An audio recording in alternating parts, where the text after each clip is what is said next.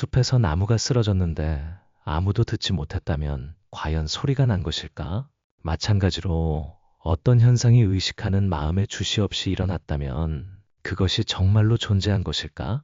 당신이 세상에 눈을 뜬 순간부터 머릿속에 떠오르는 아주 작은 생각 하나까지 당신의 모든 삶의 경험 뒤에는 언제나 조용히 작동하는 무언가가 있다.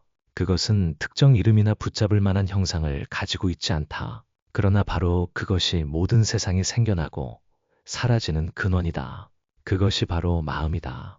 마음은 감정도 생각도 아니다. 마음은 기억이나 회상도 아니다. 마음은 이 모든 것들이 하늘을 가로지르는 구름처럼 나타났다가 사라지는 고요한 바탕이다. 마음이 주인이고 현상은 손님이다. 순수한 알아차림으로 개념이나 판단을 거치지 않고 이 사실을 볼 때에야 비로소 우리는 진정한 자유에 닿기 시작한다.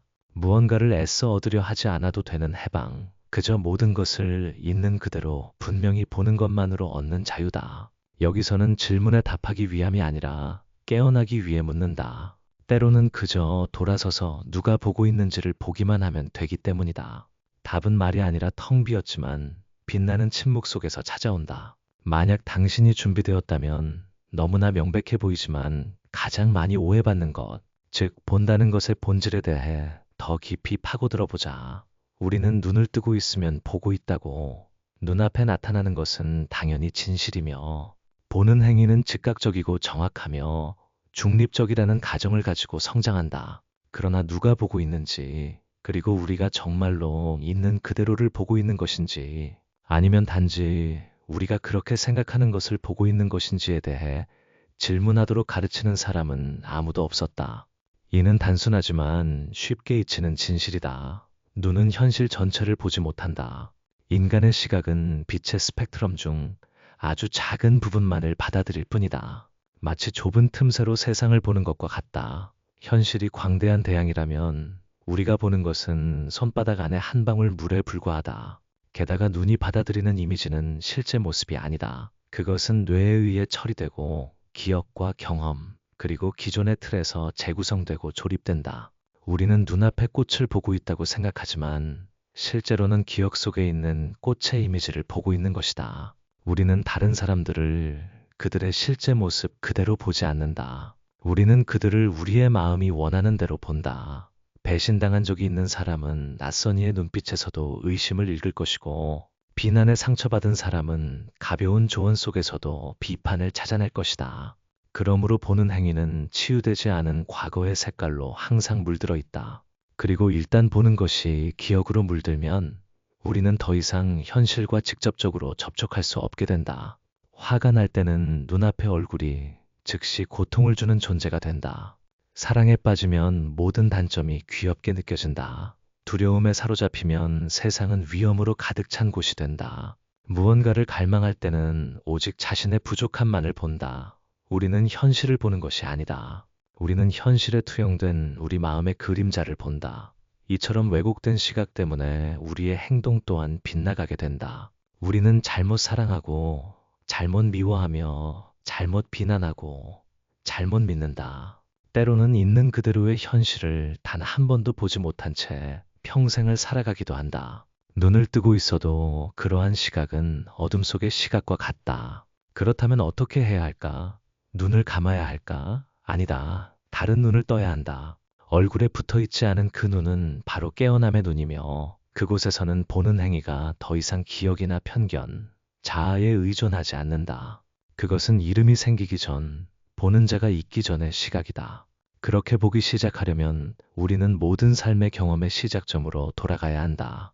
마음은 이성의 마음이 아니라 고요하고 맑은 호수처럼 모든 것을 있는 그대로 더하거나 빼지 않고 비추는 마음이다. 우리는 어떤 것들을 너무 자주 듣다 보니 이미 이해했다고 착각하기도 한다. 그러나 귀로 이해하는 것은 마음으로 이해하는 것과 다르다. 기억으로 이해하는 것은 자신의 생생한 현존으로 직접 접촉하여 아는 것과는 같지 않다. 마음이 주인이다. 이 익숙한 경고는 그저 읽으라고 있는 것이 아니라 당신을 멈춰 세우기 위함이다. 조용하고 솔직하게 돌아보라. 누가 당신의 삶을 운영하고 있는가? 당신은 정말 살고 있는가? 아니면 그저 반응하고 있는가? 당신의 하루를 답은 우리가 더 이상 우리 마음의 주인이 아니라는 데 있다. 우리는 현상, 즉 일어나는 일들이 주인이 되도록 내버려 둔다. 마음이 어떻게 작동하는지 분명히 보지 못할 때 우리는 마치 바람에 휩쓸린 마른 나뭇잎처럼 감정, 생각, 상황에 휘말리게 된다. 우리는 자유에서가 아니라 조건화된 반응에서 행동하며 명료함에서 선택하는 것이 아니라 오래된 패턴에서 선택한다. 자신이 화나 있다는 것을 결코 알지 못하는 사람은 화내지 않기를 선택할 수 없다. 자신이 두려워하고 있다는 것을 본 적이 없는 사람은 그 두려움이 모든 결정을 이끌도록 내버려 둘 것이다. 자신이 상처받았다는 것을 모르는 사람은 그 상처가 사랑하고 믿고 살아가는 방식 전체를 지배하게 될 것이다. 마음이 주인이라는 것은 당신이 겪는 모든 경험이 이 마음에서 시작된다는 의미다. 마음이 평온할 때 모든 상황은 가볍게 느껴진다. 마음이 혼란스러울 때 아무리 사소한 일도 복잡하게 얽힌다. 부처님은 세상을 바꾸라고 가르치지 않으셨다. 그분은 세상을 경험하는 자를 분명히 보라고 가르치셨다. 왜냐하면 마음이 모든 고통이 시작되는 곳이라면 마음 또한 모든 해탈이 열리는 곳이기 때문이다. 수행은 모든 것을 통제하려 애쓰는 것이 아니라 매 순간 자신의 마음을 분명히 돌아보는 것이다. 망상이 일어나는 것을 볼 때 당신은 더 이상 그것에 조종당하지 않는다. 분노가 치솟는 것을 보면서도 그것과 자신을 동일시하지 않을 때 당신은 주인의 자리로 돌아오고 있는 것이다. 이것이 바로 선불교 전통에서 순수한 알아차림으로 돌아가는 것보다 더 중요한 기술이 없는 이유이다. 마음이 생각하고 있다는 것을 분명히 알지만 그 생각하는 사람이 되지 않는 것, 감정이 치솟고 있다는 것을 알지만 그 감정 자체가 되지 않는 것, 주인은 개입할 필요가 없다. 주인은 그저 분명히 알기만 하면 모든 것이 제자리로 돌아오기 시작한다. 당신이 휘말리는 자가 아닌 아는 자의 위치에 설 때 당신은 기묘한 사실을 발견할 것이다. 당신과 모든 현상 사이에 공간이 존재한다는 것을, 그 공간이 바로 자유이다.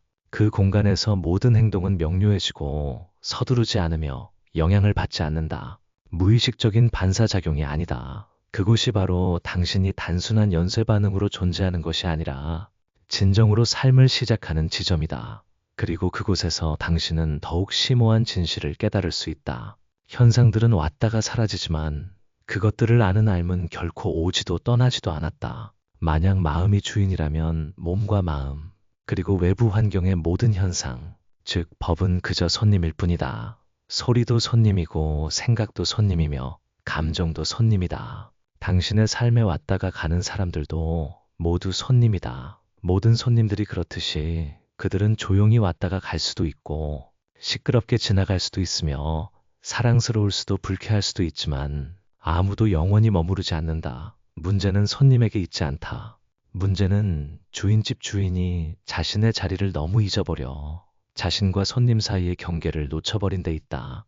자신이 누구인지 기억하지 못할 때 당신은 손님에게 주인 노릇을 허락하기 시작한다. 분노가 찾아오면 당신은 그저 분노를 보는데 그치지 않고 분노하는 사람이 된다. 불안한 생각이 일어나면 당신은 그것을 아는 것을 넘어 그것과 동화된다. 스쳐 지나가는 불안감에 당신은 급히 그것이 자신의 전부라고 믿어버린다. 이렇게 해서 왔다가 가는 손님들 각자가 흔적을 남기게 되는데 이는 단지 당신이 문을 열고 그들을 친척처럼 받아들였기 때문이다. 결국 당신은 낯선 손님들이 자유롭게 드나들며 당신의 공간을 휘젓고 차지하는 호텔처럼 살게 된다. 이러한 혼란이야말로 고통의 근원이다. 삶에 너무 많은 변화가 있어서가 아니라 우리가 무엇이 나이고 무엇이 내가 아닌지를 더 이상 알지 못하기 때문이다. 감정은 당신이 아니고 생각도 당신이 아니다. 심지어 당신이 신념, 기억, 성격이라고 부르는 것들도 진정으로 당신이 아니다. 그것들은 조건에 따라 나타나고 인연이 닿으면 사라지는 일시적인 흐름일 뿐이다. 만약 당신이 조용히 앉아 분명히 볼 줄 안다면 모든 현상이 손님의 본성을 가지고 있음을 알게 될 것이다. 예고 없이 찾아오고 이유 없이 떠난다. 당신은 손님을 통제할 수는 없지만 그들과 자신을 동일시하지 않을 수 있다. 쫓아내지도 붙잡지도 비난하지도 특별히 아끼지도 않으면서 그들이 오고 있음을 알고 당신이 여전히 주인임을 알 수 있다. 당신은 삶의 한가운데서도 마음이 고요한 숲처럼 평온할 수 있다. 왜냐하면 누가 오고 가든 그들은 단지 손님일 뿐임을 알기 때문이다.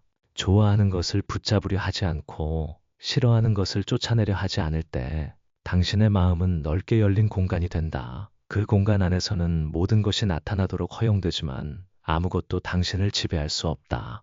그것이 진정한 주인의 자질이다. 권력을 과시하려는 것이 아니라 그저 찾아오는 손님들에게 더 이상 속지 않기 때문이다. 그리고 바로 그 공간에서 당신은 더욱 심오한 진실을 발견하기 시작한다. 모든 손님들은 공통점을 가지고 있다. 그들은 삶의 빛 속에서 왔다가 간다. 그 빛은 어떤 현상에 의해서도 변한 적이 없다. 슬픔 때문에 슬프지도 않고 분노 때문에 화나지도 않으며 어떤 법의 색깔로도 물들지 않는다. 그것은 그저 알밀 뿐이다. 고요하고 중립적이지만 밝게 빛난다. 그곳에서 다시 살기 시작하면 모든 손님들은 가볍고 친근하게 느껴진다.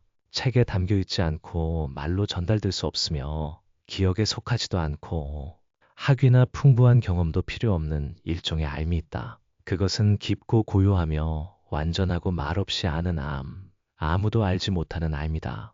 그것이 바로 삶의 본성이다. 당신은 그것을 얻으려고 애쓸 필요가 없다. 왜냐하면 그것은 당신이 첫 단어를 배우기 전부터, 심지어 나라는 자신을 알기 전부터 항상 존재했기 때문이다. 단지 우리는 마음속의 손님들을 쫓아다니느라 너무 바빠서 그 빛이 언제나 그곳에 있었음을 알아채지 못했을 뿐이다. 삶의 본성은 선택하지 않는다. 좋고 나쁨, 옳고 그름, 선악을 구별하지 않는다. 그것은 어떤 개입이나 수정 없이 모든 것을 있는 그대로 기록한다. 당신이 숨을 쉬면서 자신이 숨쉬고 있다는 것을 알아차릴 때 그것이 바로 삶의 본성이다.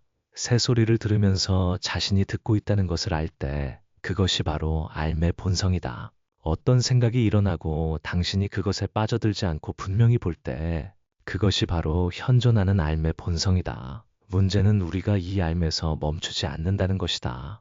우리는 즉시 이름을 붙이고 평가하고 추론한다. 그리고 그렇게 해서 그 앓은 마음이라는 또 다른 층으로 대체된다. 마음 자체는 잘못이 없지만 그 한계를 분명히 보지 못하면 우리는 살고 있다고 생각하면서 실제로는 삶에 대해 생각만 하고 있는 착각에 빠질 것이다.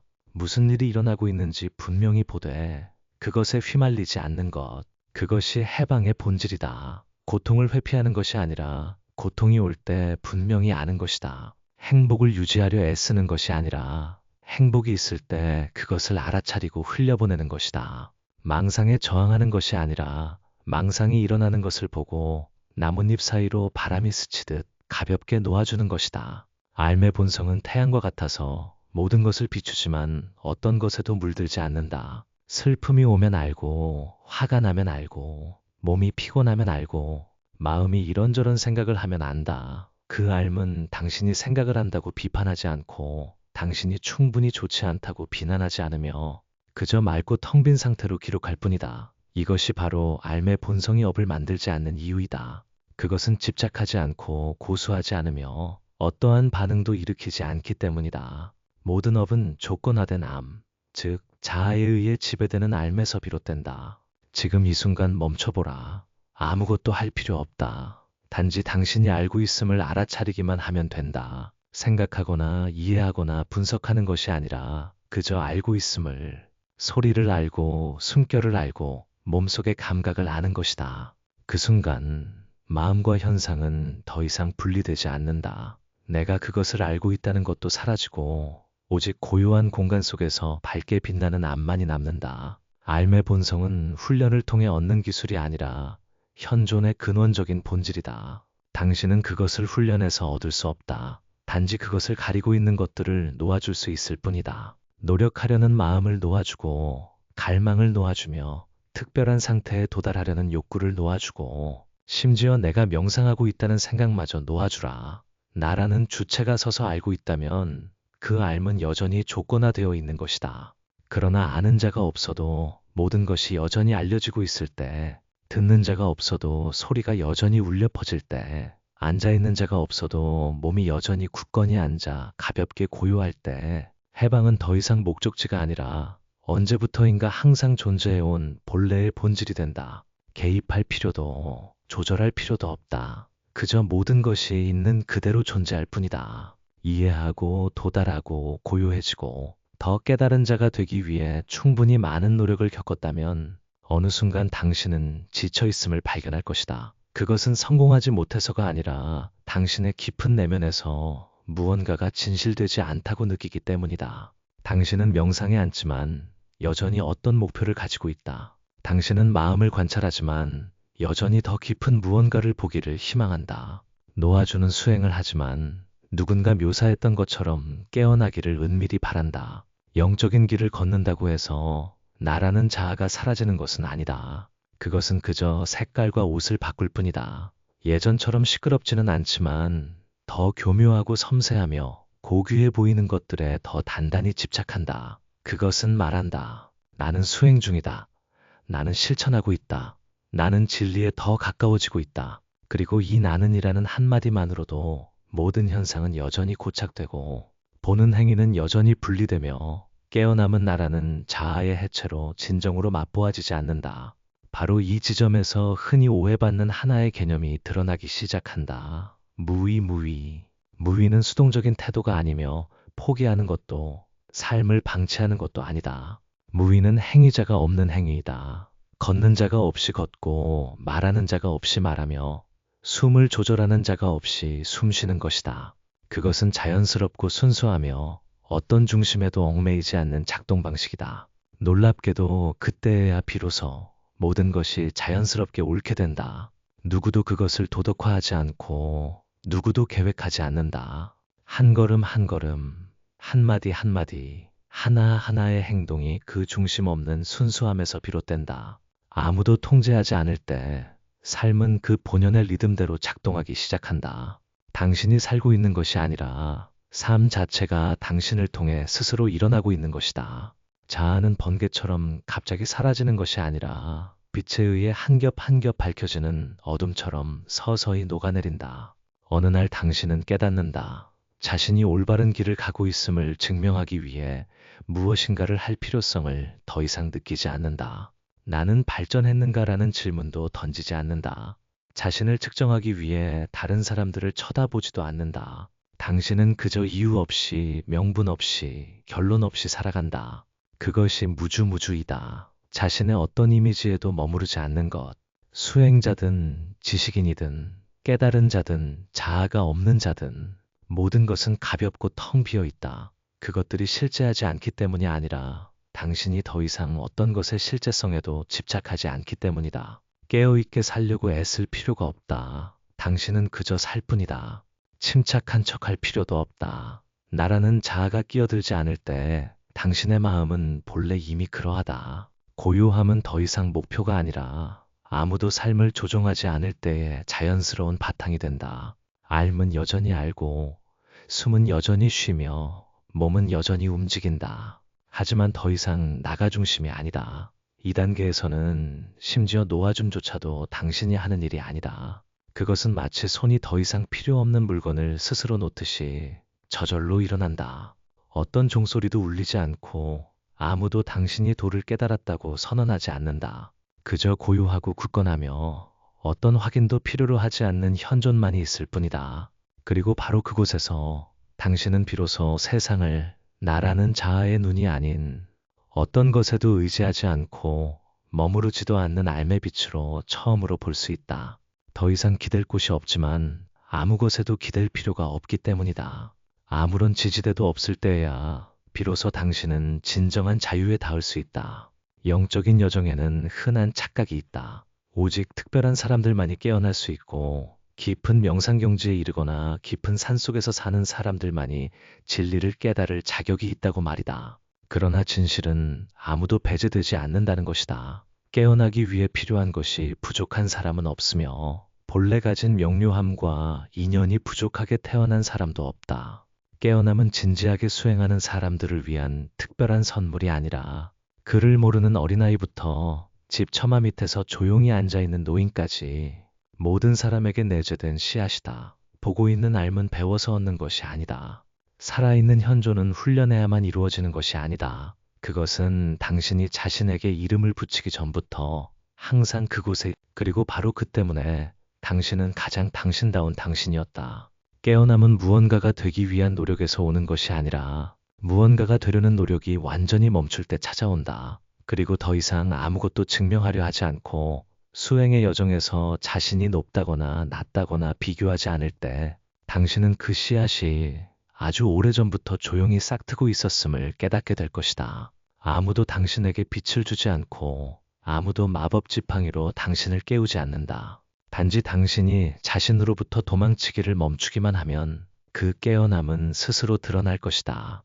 왜냐하면 당신은 어떤 산에도 오를 필요가 없기 때문이다. 진리는 가장 높은 봉우리 위에 있는 것이 아니라 당신이 지금 서 있는 바로 그곳, 지금 이 숨결 안에서 당신이 있는 그대로의 모든 것과 완전히 함께할 때 존재한다. 만약 당신이 깨어나기에는 아직 부족하다고 생각한다면 당신 안에서 누가 그 말을 하고 있는지 스스로에게 물어보라. 무엇이 비교하고 판단하고 미루고 있는가? 혹시 겸손하고 섬세한 옷을 입은 자아는 아닐까? 자신이 깨어날 수 있다고 믿지 않는 사람이야말로 깨어나기 직전의 사람이다. 당신이 한때 나라고 믿었던 것들을 의심하기 시작할 때에야 비로소 하나의 문이 열리기 시작하기 때문이다. 그 문은 당신을 어디론가 데려가는 것이 아니라 당신이 결코 떠난 적 없는 바로 그곳으로 다시 데려다 준다. 특별한 징후를 찾지 마라. 진정한 깨어남은 천둥번개나 후광을 필요로 하지 않는다. 그것은 평범한 아침처럼 식은 차 한 잔 위에 부드럽게 떨어지는 햇살처럼 찾아온다. 그리고 그것이 올 때 당신은 자신이 깨달았다고 느끼지 않을 것이다. 당신은 모든 것이 그저 아주 평범하다고 느낄 것이다. 그러나 그 평범함 속에는 더 이상 움켜짐도 없고 쫓아가는 자도 없으며 기록하려 애쓰는 관찰자도 없다.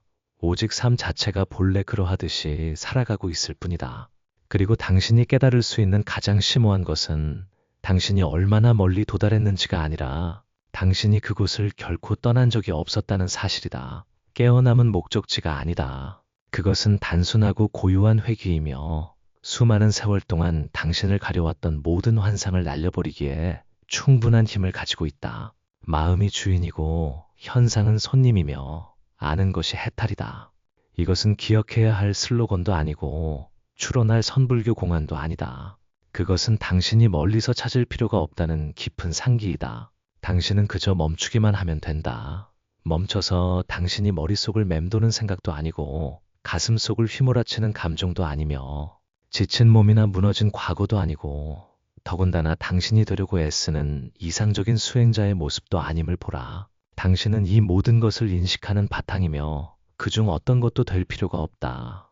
그리고 나는 해야 한다거나 나는 할 필요가 있다는 생각이 더 이상 없는 그곳에서 당신이 살아갈 때 모든 것은 놀랍도록 단순해진다. 슬픔을 당신은 알고 기쁨을 당신은 알며 후회, 분노, 사랑을 당신은 안다. 그러나 더 이상 그 상태들을 소유할 누군가는 그곳에 없다. 바로 그 집착 없는 알미 모든 해탈이 시작되는 곳이다. 당신은 삶의 주인이 될 필요가 없다. 그저 당신의 마음이 어떻게 작동하는지 분명히 보기만 하면 된다. 특별한 상태를 쫓아다닐 필요도 없다. 현상들이 손님처럼 오고 가는 것을 알아차리기만 하면 된다. 그리고 당신은 깨어나려고 애쓸 필요도 없다. 왜냐하면 당신은 항상 깨어 있었고 단지 잠시 잊었을 뿐이기 때문이다. 달은 언제나 둥글지만 구름이 거쳐야 비로소 그것이 무엇인지 분명히 볼 수 있는 것과 같다. 돌아가는 여정은 멀리 떠나는 여행이 아니라 현재 속으로 깊이 들여다보는 시선이다. 바로 여기 당신이 앉아있고 숨 쉬며 이 말을 조용히 듣고 있는 이 순간에 만약 이 내용 속 어떤 부분이 당신의 마음에 깊이 울림을 주었거나 잠시 멈춰 내면을 더 깊이 들여다보게 한 순간이 있었다면 당신이 무엇을 경험했는지 댓글로 나누어 주시길 바랍니다. 때로는 한 사람의 고요한 성찰이 다른 이의 깨어남을 위한 작은 불씨가 될 수도 있습니다. 이런 깨달음의 여정에 관심을 가지고 지켜보고 싶으시다면 이 생각들이 가치 있다고 느꼈을 때 조용히 함께 해주십시오. 우리 각자는 모두 자신만의 특별한 길을 걷고 있지만 그 깊은 본질 속에서는 단 하나의 지점을 향해 나아가고 있기 때문입니다. 그것은 바로 어떤 이유나 조건 없이 자기 자신에게로 돌아가는 여정입니다. 여기까지 함께 해주시고 고요히 귀 기울여 들어주셔서